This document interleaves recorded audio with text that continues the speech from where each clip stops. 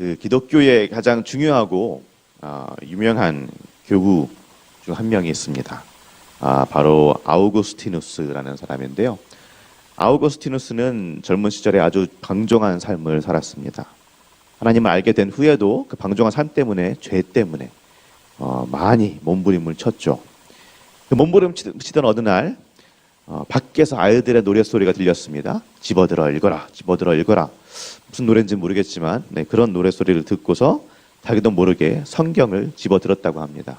성경을 집어듣고 처음 딱 눈이 간 곳이 어디였냐면은 로마서 13장 그리고 13절이었습니다. 낮에와 같이 단정히 행하고 방탕하거나 술 취하지 말며 음란하거나 호색하지 말며 다투거나 시기하지 말고. 어쩌다 보니 이 말씀이 탁 눈에 들어온 거죠. 그리고 아우구스티누스는 읽은 다음에 바로 바로 말이죠. 그때까지의 방탕한 삶을 완벽하게 버렸다고 합니다. 우리한테도 이런 놀라운 역사가 있으면 얼마나 좋을까요? 그죠? 우리도 그냥 말씀 한번 딱 읽고서는 그냥 말씀 한 대로 행하고 죄가 멈추어지고 모든 죄에서 자동적으로 벗어나게 됐다면 얼마나 좋겠습니까만, 하나님께서는 그렇게 특별하게 역사하실 때도 있죠. 그렇게 역사하시는 사람들이 있습니다. 하지만 항상 모두에게 그렇게 역사하시지는 않습니다.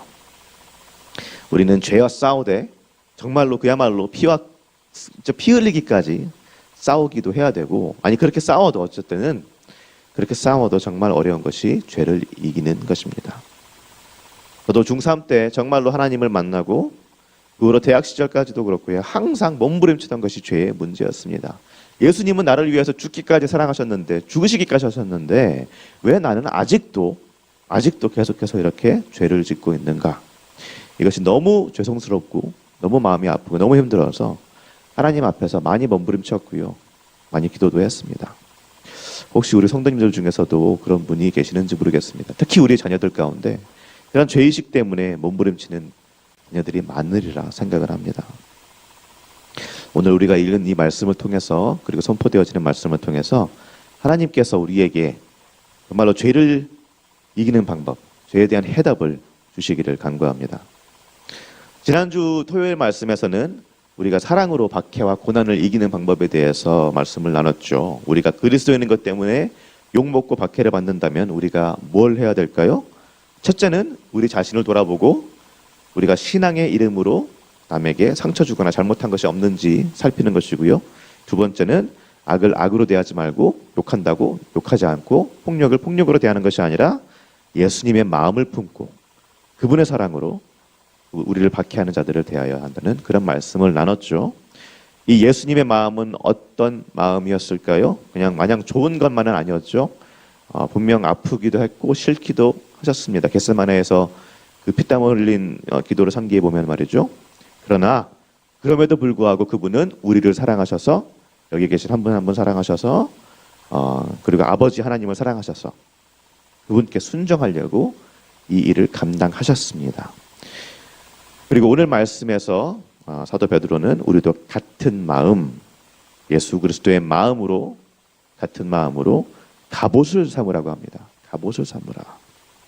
그냥 그 마음을 품어라, 혹은 그 마음 따라가라, 그 정도가 아니고요. 그 마음으로 갑옷을 삼으라고 합니다. 이것이 무슨 말일까요?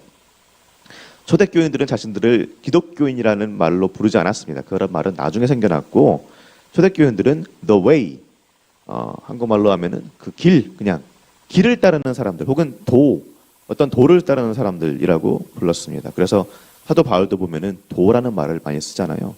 예수 그리스도의 길을 따르는 말하는 겁니다. 자신들을 예수 그리스도의 길을 따라가는 사람들이라고 여겼는데, 예수께서는 그 길 가운데 충만한 어떤 물질적인 축복과 안정적인 직장이나 편안한 삶을 사실은 약속하신 게 아니라 그냥 나를 따르라 라고 말씀하셨죠. 나를 따라라. 결국에는 그래서 그 길을 따라가다 보면 결국에 임하실 하나님의 나라, 눈물도 슬픔도 고통도 없는 그 나라를 약속하셨을 뿐입니다. 그러나 그 길에 가는 길은 좁은 길이었고요. 험난한 길이었죠. 그 말은 그리스도를 따라 지금 그 길을 걷고 있는 우리도, 그리스도인이라 부르지만은 그 길을 따라가는 우리도 결국에는 그 좁은 길, 험난한 길을 걸어야 될 때가 있고 아플 때가 있고요. 정말 욕을 먹고 고난을 당할 때도 있다는 것입니다.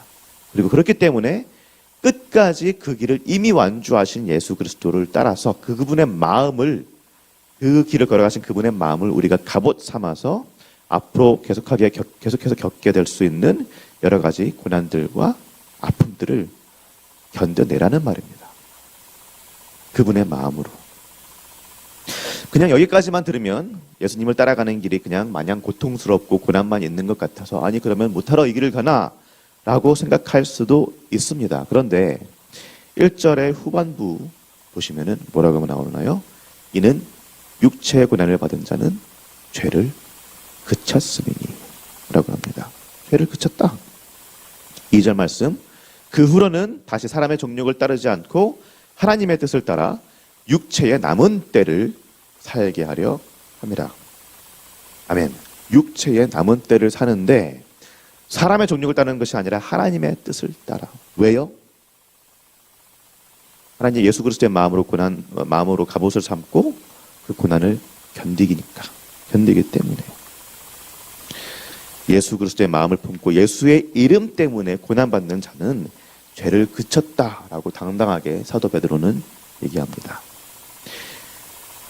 사랑하는 성도님들, 죄에 집중하면서, 내 죄에 집중하면서 죄 짓지 않으려고 노력한다고 되는 것이 아니죠.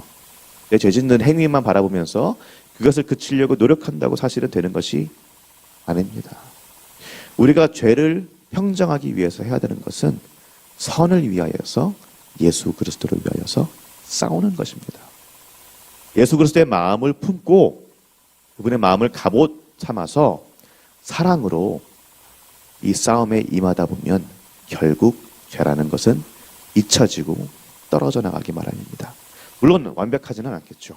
완벽하지는 않습니다. 우리는 인간이니까요. 그러나 이 비결을 알게 된 후에, 그리고 우리가 예수 그리스도의 마음을 갑옷 삼고 남을 사랑하는 일에, 특히 우리의 적들조차도, 우리의 원수조차도 사랑하는 그 일에 집중하고 거기에 몸부림치다 보면은 결국에는 몰라보게 달라지고 좋아지고 죄에서부터 멀어져 있는 우리 자신을 발견하게 되실 겁니다.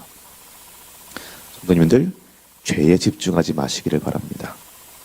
죄에 집중하지 마시고 오히려 예수 그리스도의 그 마음에 집중하시고 예수 그리스도를 바라보시고 그분의 마음과 그 사랑으로 무장하십시오.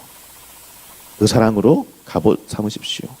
그리고 선을 위하여, 하나님의 나라를 위하여 누구보다 먼저 앞장서서 세상의 방법이 아닌 그리스도의, 예수 그리스도의 그 자기 희생적인 사랑으로 이 선을 싸움을 싸우시기 바랍니다. 그러다 보면 어느새 죄와는 멀어져 있는 자기 자신을 발견하게 되실 줄로 믿습니다. 오늘 베드로전서 4장 3절 말씀 한번 볼까요? 아까 로마서 말씀하고 비슷한 말씀입니다. 같이 한번 읽어보겠습니다. 너희가 음란과 정욕과 술취함과 방탕과 향락과 무법한 우상숭배를 하여 이방인의 뜻을 따라 행한 것은 지나간 때로 족하도다. 아멘. 성도님들, 지나간 때로 족합니다. 지나간 때로 족하고요. 이것이 지나간 때로 머물게 만드는 방법은 우리가 예수 그리스도의 마음으로 갑옷 삼고 그분을 따라 사는 것인 줄로 믿습니다. 오늘 하루 이 예배의 공간을 나서는 순간부터 그분의 마음을 기억하고 생각하고, 매 순간 기억하고 생각하면서 모든 행사에 그분을 따라하는 우리 사랑하는 시온교회 성도님들 되시기를 예수 그리스도의 이름으로 축복합니다.